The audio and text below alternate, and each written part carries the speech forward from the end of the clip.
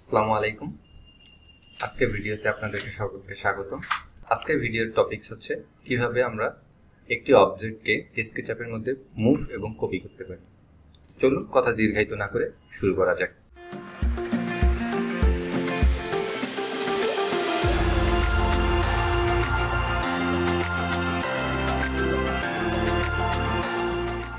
স্কেচআপে move টুলের আইকনটি ঠিক এরকম একটা প্লাস চিহ্নের মতো অ্যারো চিহ্ন দেওয়া রয়েছে,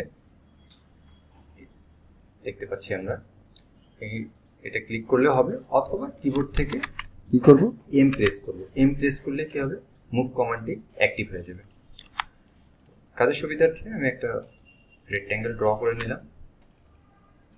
আমি পুশ টুলের মাধ্যমে একটা বক্স ক্রিয়েট করে নিলাম, অথবা এরকম 2D একটা সারফেস রয়ে গেল।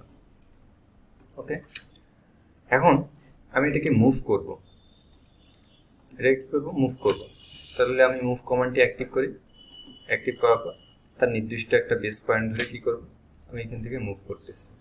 আমি এই এক্সিস বরাবর মুভ করতে পারি, অথবা আমার যেখানে প্রয়োজন আমি সেখান থেকে নির্দিষ্ট জায়গা অনুযায়ী মুভ করতে পারি।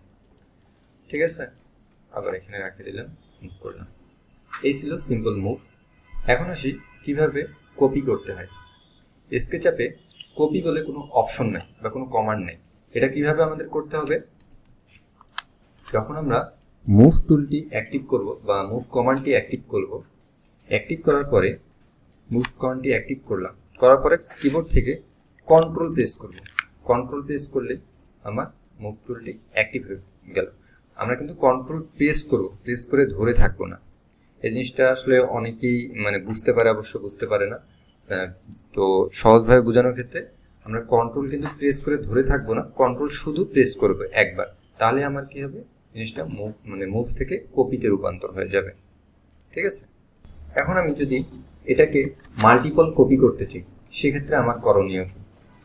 সেক্ষেত্রে আমার করণীয়, আমি এখান থেকে নির্দিষ্ট হাইট পর্যন্ত এখান থেকে মুভ কমান্ডটি অ্যাক্টিভ করলাম এবং কন্ট্রোল প্রেস করে কপি কমান্ডটি দিলাম। আমি এখান থেকে একটা নির্দিষ্ট দূরত্ব দিয়ে দিলাম, তারপর এখানে ক্লিক করলাম। এখন আমি চাচ্ছি 5টা চাচ্ছি, এরকম এটা সহ 5টা কপি চাচ্ছি। তাহলে কি করব, কিবোর্ড থেকে এক্স প্রেস করব, করার পর 5 দিব। 5 দেওয়ার পর এন্টার দিব। এখন খেয়াল করে দেখেন, 1 2 3 4 5। ঠিক আছে, আমার কি হলো, 5টা কপি হয়ে গেল, মাল্টিপল কপি হয়ে গেল। এভাবেই কিন্তু আমাদের কি করতে হবে, স্কেচআপে কপি করতে হবে। আমরা যখন কোনো অবজেক্ট কপি করতে যাব, তাহলে মুভ টুলটি অ্যাক্টিভ করে কিবোর্ড থেকে কন্ট্রোল প্রেস করলে কপি টুলটি অ্যাক্টিভ হয়ে যাবে। তো আজকের ভিডিও এই পর্যন্তই থাকতেছে। পরবর্তী ভিডিও দেখার জন্য আমন্ত্রণ রইল। ধন্যবাদ। আসসালামু আলাইকুম।